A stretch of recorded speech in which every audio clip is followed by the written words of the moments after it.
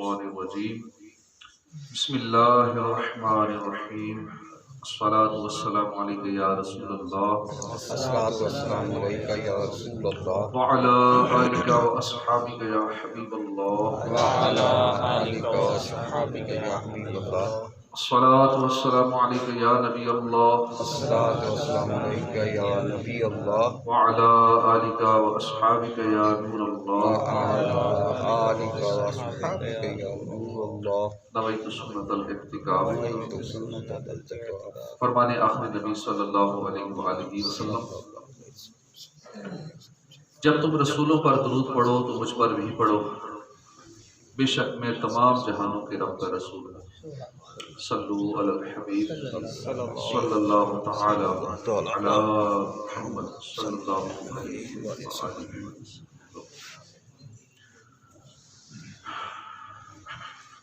पुरसकून जिंदगी गुजारने का नुस्खा।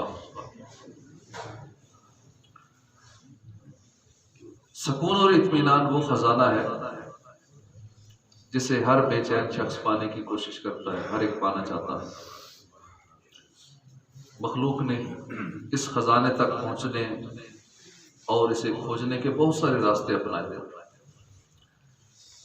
मगर वो रास्ते जिंदगी के किसी न किसी मोड़ पर मखलूक की तरह फानी साबित होते हैं। ये खजाना भी नहीं मिलता, अलबत्ता उसे तलाश करने वाला मायूसी के दलदल में फंस जाता है। जो हमारे अपने तरीके का है सुकून पाने के, ये कर लूंगा तो सुकून मिल जाएगा, ये करूंगा तो कामयाब हो जाऊंगा। तो हर एक कामयाबी चाहता है, हर एक सुकून चाहता है, पुरसकून जिंदगी चाहता है, और अपने अपने अंदाज में सारे लगे हुए हैं पुरसकून जिंदगी के लिए। लेकिन असल पुरसकून जिंदगी क्या है, कैसे उसे हासिल किया जा सकता है, उस हवाले से हम सुन रहे हैं। बाकी जितने भी रास्ते हैं वो अपनाए हुए हैं, किसी न किसी मोड़ पर वो मखलूक की तरह फानी साबित होते, खत्म हो जाता है। मुस्तकिल सुकून की हम बात करें, अल्लाह पाक ने सुकून और इत्मीनान तक पहुंचने का सीधा रास्ता दीन इस्लाम अता फरमाया। इस्लाम में दीनी, दुनियावी, उखरवी, अखलाकी, ज़ाहिरी, बातनी, घरेलू, खानदानी, मुआशरती, मुआशी, बल्कि हर एतबार से जिंदगी के तमाम शुबाजात से वाबस्ता अफराद के लिए बेहतरीन उसूल व ज़वाबित और शानदार हिदायत मौजूद हैं। सिर्फ इस्लाम ही अल्लाह पाक का पसंदीदा दीन है। जैसा कि पारा 6 सूरह माइदा की आयत नंबर 3 में रब्बे करीम का फरमाने हकीकत बुनियाद है, अल यौमा अकमलतु लकुम दीनकुम व अतममतु अलैकुम निअमती व रदीतु लकुमुल इस्लाम दीना। आज मैंने तुम्हारे लिए तुम्हारा दीन कामिल कर दिया और तुम पर अपनी नेमत पूरी कर दी और तुम्हारे लिए दीन इस्लाम को पसंद किया। इसी तरह पारा 3 सूरह आल इमरान की आयत नंबर 19 में रब्बे करीम ने इरशाद फरमाया, इन्ना दीना इंदल्लाहिल इस्लाम, बेशक अल्लाह के यहाँ इस्लाम ही दीन है। इन आयत करीमा से मालूम होता है कि दीन इस्लाम ही वो वाहिद मज़हब है जिसमें दुनिया और आखिरत की भलाई पोशीदा है, बल्कि सारी भलाइयाँ पोशीदा है।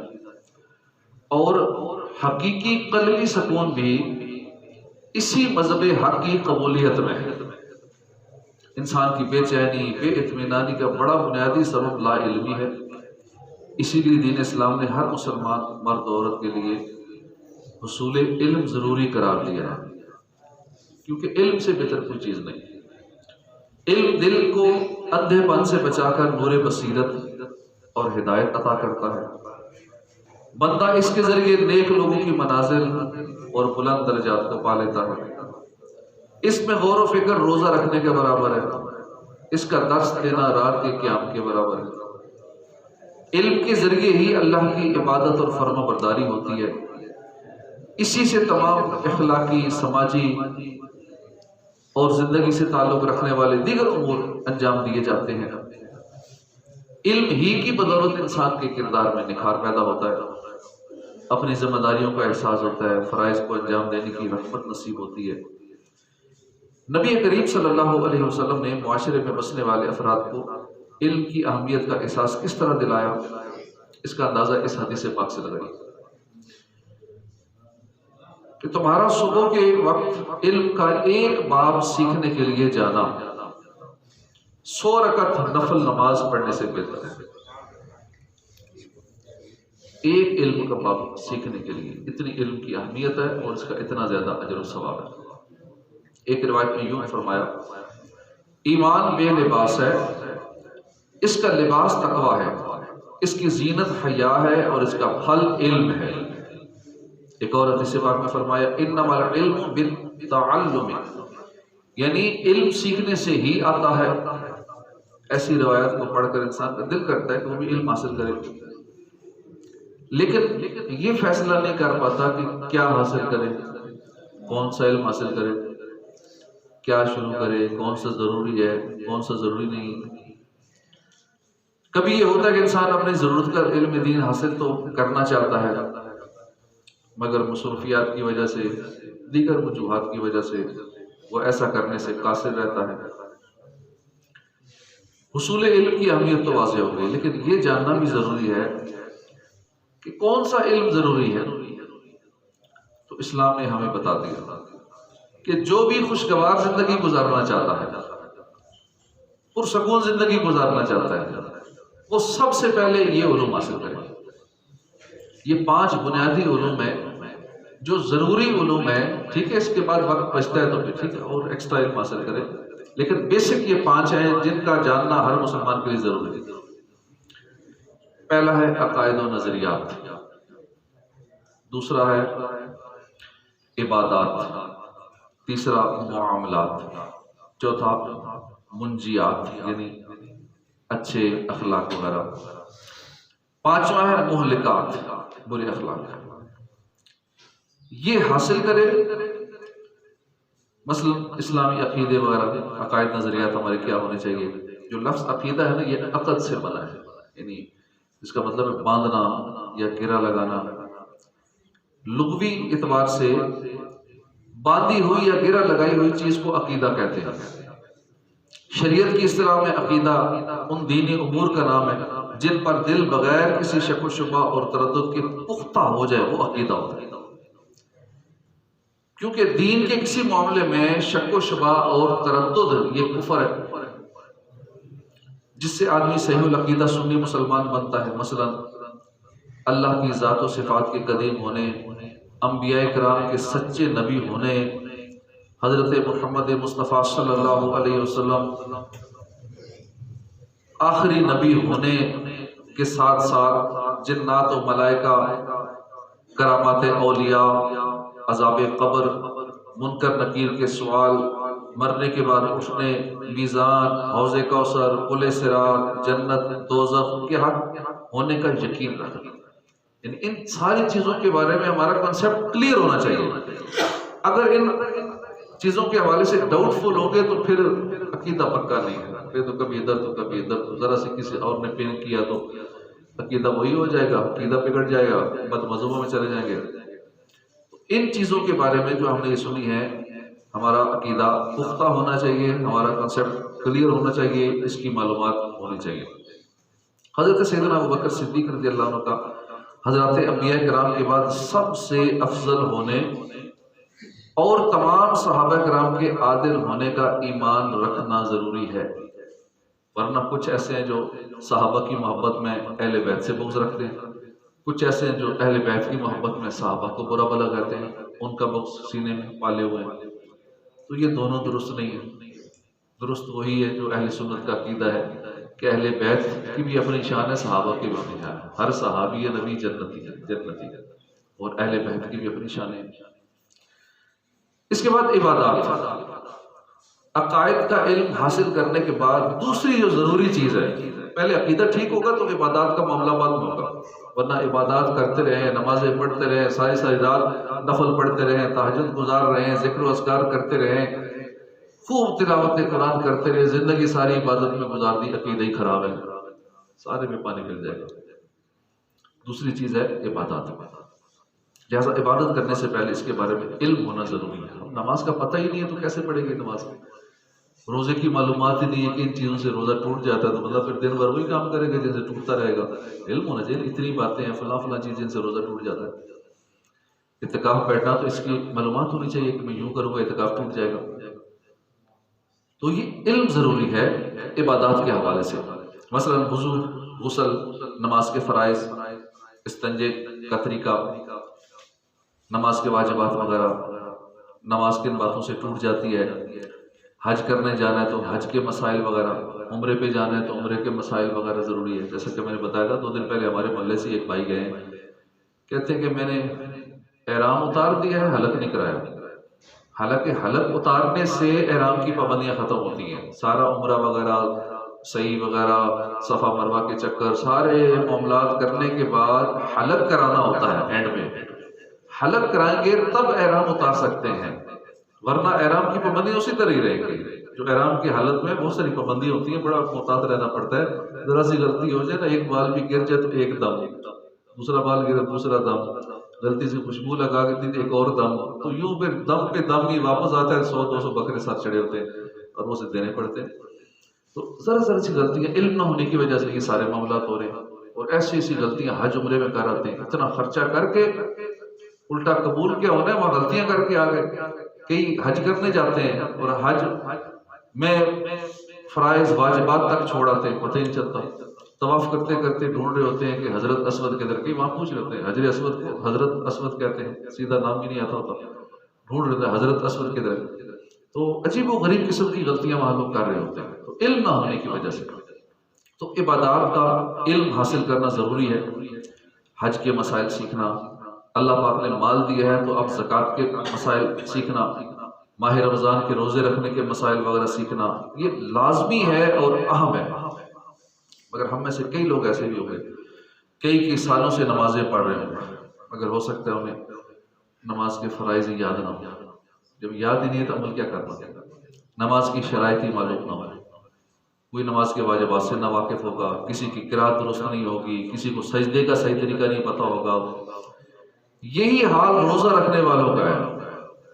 मुद्दतों से रोजे रख रहे हैं, हर साल रमजान के रोजे रखते हैं, एक रोजा भी छोड़ना गवारा नहीं करते। मगर क्या हमें ये भी मालूम है कि रोजा किन चीजों से टूट जाता है? वो कौन से काम है जिनसे रोजे का कफारा लाजिम आता है या कज़ा आती है, या बात सूरतों में दोनों लाजिम आते हैं, कज़ा भी करनी है, कफारा भी अदा करना है। इसी तरह जिन खुश नसीबों को हज की सआदत नसीब होती है, तो क्या उन्हें हज के मसाइल, उम्रा करना है तो उम्रे के मसाइल ये पता होते हैं? बस नादान ऐसे ही जो हज की मालूमात हासिल करने के बाद यूं कहते हैं ये बस हज पे चले जाओ, देखा देखी जो लोग कर रहे होंगे वही करते जाना बस। अब लोग गलत करेंगे, भी गलत करेंगे। इसके बाद है मामलात। इसी तरह और इसकी मिसालें दी जा सकती हैं। अभी इबादत में जितनी भी इबादत है, पहले उस इबादत को सीखना ताकि उस इबादत को हम सही तरीके से अदा कर सकें। मामलात है, अगर हम भी चाहते हैं कि हम भी पुरसकून रहें, हमारा मुआशरा अमन का गहवारा बने, हमारी दयानतदारी की मिसाल दी जाए, हमारे मामलात से उम्मत मुस्लिमा को आसानी हो, तो उसके लिए ज़रूरी है कि इस्लामी उसूल सीखकर उन पर अमल करें। दूसरे लोग कर रहे हैं, हम नहीं कर रहे। अब कई मुल्कों के बारे में सुना है, गैर मुस्लिम नाम नहीं लेता, वहाँ लोग बेचने के लिए चीज़ें रख देते हैं, ऐसी दुकान में चीज़ें पड़ी, बंदा कोई नहीं है, खुद ही जाना है, कीमत लिखी हुई है, पैसे रखने हैं, चीज़ उठा लेनी है, चले जाना है। पाकिस्तान में कभी ऐसा देखा या किसी इस्लामी मुल्क में ऐसा हो, चीज़ पड़ी हो, उस खुद ही पैसे रखें, चीज़ खुद ही ले जाएं, जितने की चीज़ है उतने ही पैसे रखें, उतनी चीज़ उठाएं, किलो लेना है तो किलो ही उठाएं। यहाँ को एक दिन करके देखें, दुकान में माल रखे, उसके बाद देख ले शाम को सारा ही जाएगा, आएगा कुछ आएगा। तो ये हालात है कि मुसलमान को तो ऐसा नहीं होना चाहिए। हमारे मैक्सिमम यहाँ मुसलमान है पाकिस्तान में, दिगर कितने इस्लामी ममालिक हैं, लेकिन कोई ऐसी मिसाल नहीं मिलती, काफिर लोग ये काम कर रहे हैं। मुसलमान को ऐसा होना चाहिए मामलात के हवाले से, पूरी उम्मत मुस्लिमा को आसानी हो। उसके लिए ज़रूरी है कि इस्लामी उसूल सीख कर उन पर अमल करें, दीन इस्लाम जिस तरह इबादत के हवाले से रहनुमाई करता है, मसलन नमाज, रोज़ा, हज, ज़कात की अदायगी की तालीम और तरबियत देता है, इसी तरह दीन इस्लाम मामलात के हवाले से भी हमारी मुकम्मल रहनुमाई करता है। याद रखिए, जिस माशरे में हम रहते हैं इसमें तरक्की करने के लिए एक दूसरे का एतमाद हासिल करना ज़रूरी है, क्योंकि एक दूसरे की मावनत के बगैर दुनिया में कदम भी बन आगे नहीं चल सकता। इस मावनत में मजबूती पैदा करने के लिए मामलात और रोज़मर्रा की ज़रूरियात में इस्लाम की रोशन तालीमात को सीखना भी ज़रूरी है। एक दूसरे पे हमें ट्रस्ट नहीं होता, अपने जानने वालों पे ट्रस्ट नहीं होता कि मैं इसे अगर 1 लाख रुपए उधार दूंगा ना तो ये मुझे वापस कर देगा। एतमाद ही नहीं, चाहे इकट्ठे रह रहे हो, जानते हो मदद एक दूसरे को, लेकिन एक दूसरे पे एतमाद नहीं है।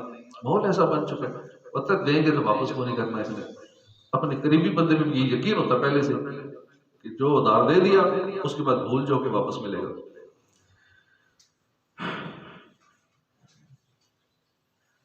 तो अल्लाह पाक हिदायत नसीब फरमाए। तो इस मामलत में मजबूती पैदा करने के लिए मामलात और रोज़मर्रा की जो ज़रूरियात हैं, इस्लाम की रोशनी में जो तालीमात है उसको सीखना ज़रूरी है। मामलात हैं, मसलन खरीद फरोख्त करने, तिजारत करने, इसी तरह किसी इदारे में काम करना है तो अजीर के अगर किसी को काम पे रखना है तो उस हवाले से इस्लाम की तालीमात को सीखना ज़रूरी है। या आप कहीं जॉब कर रहे हैं तो क्या हमने उस जॉब के सारे इजारे के मसाइल सीख लिए, या जब जॉब हमने शुरू की थी तो शराइत जो इस्लामी हवाले से तय की जाती हैं जहाँ बंदा जॉब करता है तो क्या वो की थी? ठीक है, रखने वाले को नहीं पता, तो क्या मैं खुद जॉब कर रहा हूँ तो मुझे पता है या नहीं पता? वो तो उसने नहीं सीखी ना जिसने मेरा इंटरव्यू लिया या जिसने सिलेक्शन करनी थी या जिस इदारे ने हमें हायर करना था। ठीक है, वो नहीं जानता तो कम से कम जो अजीर है ये भी तो मुसलमान है, इसे अपने मसाइल जानना जरूरी है कि मैं क्या उनसे शराइत तय करूँ ताकि मेरा ये इजारा जायज़ हो जाए, मैं मेहनत करूँ, मेरे मेहनत की कमाई हलाल हो। बस जॉब के लिए इंटरव्यू देना है, डिग्री है, तालीम है, काम आता है नहीं आता उस हवाले से होती है बात, लेकिन इस्लामी हवाले से क्या उसूल ज़वाबित है उसके बारे में कुछ सोचते ही नहीं। तो मुलाज़म रखना है, उसके मसाइल सीखना ज़रूरी है। तो इसी तरह हम कुछ भी करने जा रहे हैं वो जायज़ है या नाजायज़, बिल्कुल इस तरफ हम गौर ही नहीं करते। निकाह, तलाक के काम ये भी सीखना ज़रूरी है। शादियाँ हो जाती हैं, बाकी सारी तैयारियां हो जाती हैं, शादी हाल बुक कराना है, खाने इस तरह के देने हैं, इधर लेन देन करना है, ये रस्म रवाज, वो वाला रवाज, तो बेसिक चीज़ें इस्लामी वो सीखते कोई नहीं। तलाक के मसाइल, निकाह के मसाइल ये कोई नहीं सीखता। इसी तरह और बहुत सारी मिसालें मामलात के हवाले से। फिर है मुंजियात और मोहलिकात। दीन इस्लाम ने जहाँ ज़ाहिरी अमाल की इस्लाह के हवाले से इल्म दीन हासिल करना लाजमी करार दिया है, वहीं दिल के साथ जिन अमाल का ताल्लुक है इनके बारे में भी इल्म हासिल करना लाजमी करार दिया है। हुजूर सल्लल्लाहु अलैहि वसल्लम ने दिल की इस्लाह पर जोर देते हुए इरशाद फरमाया, इंसान के जिस्म में गोश्त का एक टुकड़ा है, अगर ये दुरुस्त हो जाए तो इंसान के सारे मामला दुरुस्त हो जाते हैं। ये टुकड़ा बिगड़ जाए तमाम अमाल में फसाद और बिगाड़ आ जाता है, और वो गोश्त का टुकड़ा दिल है। तो मालूम हुआ कि अगर बंदा इस्लाम की हकीकत समझ ले और जान ले कि इस्लाम दिल और बदन दोनों की इस्लाह की दावत देता है तो वो दिल का इलाज भी जरूर करेगा। हकीकतन शुरू में बंदा अपने इन 7 आज़ाब मसलन जुबान, आँख, कान, हाथ, पाँव, पेट, शर्मगाह के गुनाहों से छुटकारा पाता है। फिर इन आज़ाब को इबादत और अताअत से मुज़य्यन करता है, क्योंकि यही दिल के रास्ते हैं। ये 7 आज़ाब दिल के रास्ते हैं कि आंखों से बदनिगाही करेगा उसका दिल खराब होगा, दिल बिगड़ेगा, दिल काला होगा। कानों से गुनाह करेगा, म्यूजिक सुनेगा, उसका दिल पे अटैक होगा। जुबान का गलत इस्तेमाल करेगा, उसका असर भी दिल पे होगा। तो ये जितने आज़ा हैं, चाहे पेट है, शर्मगाह है, हाथ पाँव है, कान, आंख है, जुबान है, इनका मिसयूज करेगा तो उसका ताल्लुक दिल पे भी उसका असर होगा।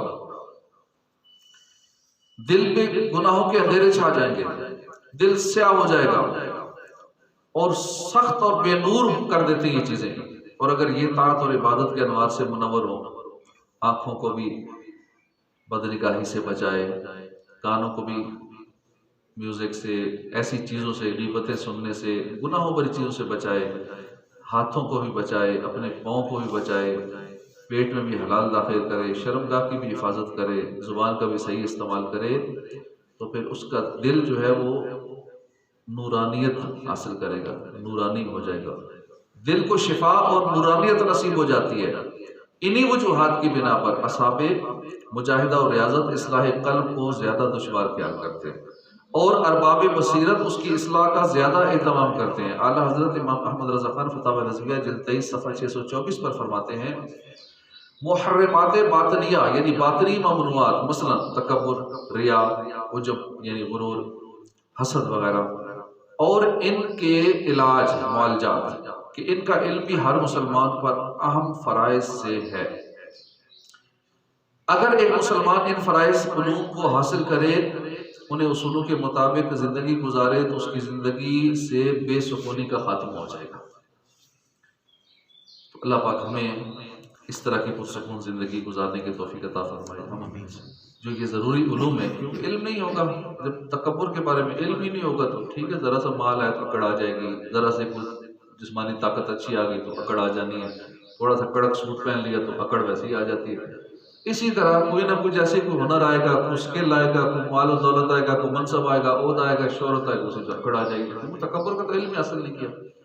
इसी तरह हसद के बारे में जब पता ही नहीं हसद क्या होता है, हसद की डेफिनेशन नहीं पता, हसद से बचना कैसे है, इसका इलाज क्या क्या है, ठीक है, उसके अंदर हसद आएगा, जिसको देखेगा उसी से हसद करेगा, हसद की आग में जलते हुए सारी ज़िंदगी गुजार देगा। तो इन सारी चीज़ों का, मुंजियात का, मोहलिकात का, दिल के अमराज का, दिल की बीमारियों का इल्म हासिल करना ये हर मुसलमान के लिए ज़रूरी है। जब ये बुनियादी हम 5 चीज़ों के बारे में जब उलूम हासिल कर लेंगे जो फ़र्ज़ उलूम में से है, तो इंशाअल्लाह हमारी ज़िंदगी पुरसुकून हो जाएगी। इस वक्त ज़िंदगी जो हमारी बिखरी पड़ी है, सोचें मुंतशिर हैं, समझ नहीं लगती करें क्या, कहाँ से शुरू करें, क्या इबादत करें, कैसे करें, अपने 24 घंटे को कुछ स्केड्यूल नहीं कर पा रहे, कैसे वक्त गुजारें, बस एक यानी हम अपनी मर्जी से नहीं गुजार पा रहे, हम किसी और सिस्टम के तहत चल रहे होते हैं, अपनी मर्जी से कुछ सेटअप अपना बना नहीं पा रहे, बिखरे पड़े हैं, बेतरतीबी ज़िंदगी, बेसुकूनी सी, अजीब सी बेसुकूनी की कैफियत है। वक्त कितना ज़ाया हो रहा है, ये बैठ के कभी मुहासबा किया करें ना हम रात को, तो फिर अंदाज़ा होगा कि हमारा कितना काम फजूलियात में हमारा कितना वक्त ज़ाया हो रहा है। जो काम नहीं करने चाहिए थे वो हो रहे हैं, जो करने वाले थे वो हो नहीं पा रहे, बीच में जो टाइम वेस्ट हो रहा है वो उसको नोट करें तो फिर अंदाजा होगा कि मेरे को इतना ज़्यादा टाइम वेस्ट हो रहा है। हालांकि वक्त की इतनी अहमियत है कि एक एक सेकंड में क्या क्या दुनिया में हो रहा है, एक सेकंड के माइक्रो तो नैनो तो क्या क्या हिस्से कर दिए दुनिया ने, और मैं अभी तक घंटों के हिसाब से अपना टाइम वेस्ट कर रहा हूँ। एक एक सेकंड में जदीद टेक्नोलॉजी कितने हज़ारों काम कर रही होती है, गूगल 90,000 से ज़्यादा सर्चेस एक सेकंड में कर रहा है, और दीगर जो सोशल मीडिया न जाने क्या क्या हो रहा है, और मैं सेकंड को किसी खाते में नहीं लाता। मैं तो अपना पूरा पूरा दिन ज़ाया कर देता हूँ सोते हुए, फजूल गप्पे लगाते हुए, गुनाहों में, फजूलियात में, यूं ही ज़िंदगी बर्बाद कर देते हैं। जब मौत आती है फिर कहते हैं तो ये क्या हो गया, मैं तो थोड़ा सा दुनिया में रहा। मुख्तसर सी ज़िंदगी है, 60-70 साल की उम्र ही तो है इस उम्मत की, ज़्यादा तो है ही नहीं। 100 साल वाला शायद अभी भी यहाँ भी कोई भी नहीं होगा, एक भी 100 साल वाला, इतनी हमारी उम्रें थोड़ी हैं और आखिरत की तैयारी के मामला बहुत ज़्यादा हैं। इसलिए हमें अपने वक्त को ज़ाया नहीं करना चाहिए, फजूलियात में बर्बाद नहीं करना चाहिए। और रमज़ान भी देखें ना, हमें पता था नेकियों का सीज़न है, हम नफल पढ़ेंगे फ़र्ज़ों का सवाब मिलेगा, फ़र्ज़ पढ़ेंगे 70 गुना सवाब मिलेगा, कोई भी नेक अमल करेंगे उसका प्रॉफिट बहुत ज़्यादा मिलेगा, लेकिन हमने रमज़ान को भी ज़ाया कर दिया, ये नेकियों का सीज़न भी हमने नहीं लगाया। तो इस तरह आखिरी घड़ी है अब रमज़ान की, हो सकता है आखिरी रोज़ा भी आज भी हो सकता है, अल्लाह करे 30 पूरे नसीब हो जाए, लेकिन अब रमज़ान तकरीबन गुजर ही गया। इतने दिन जब गुजर गए, 28 दिन गुजर गए, तो 1-2 दिन गुजरने में क्या टाइम लगता है। तो रमज़ान अब हमसे अलविदा हो रहा है, हम इसकी कदर करें, जो लम्हात रह गए हैं कोशिश करें हम इबादत में गुजारें, सच्ची तौबा कर लें, इस रमज़ान में अपनी बख्शिश करवा लें। अगले रमज़ान का पता नहीं, हम में से कितने यहाँ होंगे कितने नहीं होंगे, पिछले साल कितने थे अब नहीं है, दुनिया से चले गए। अल्लाह पाक हमें रमज़ान के चंद आखिरी लम्हात की कदर नसीब फरमाए और हमारी मग़फ़िरत हो जाए। जो रमज़ान में मग़फ़िरत ना करवा सका ना वो हलाक हो गया, तो अल्लाह आज हमारी बेहिसाब कोशिश फरमा दे। आमीन बिजाह नबी अमीन सल्लल्लाहु अलैहि वसल्लम।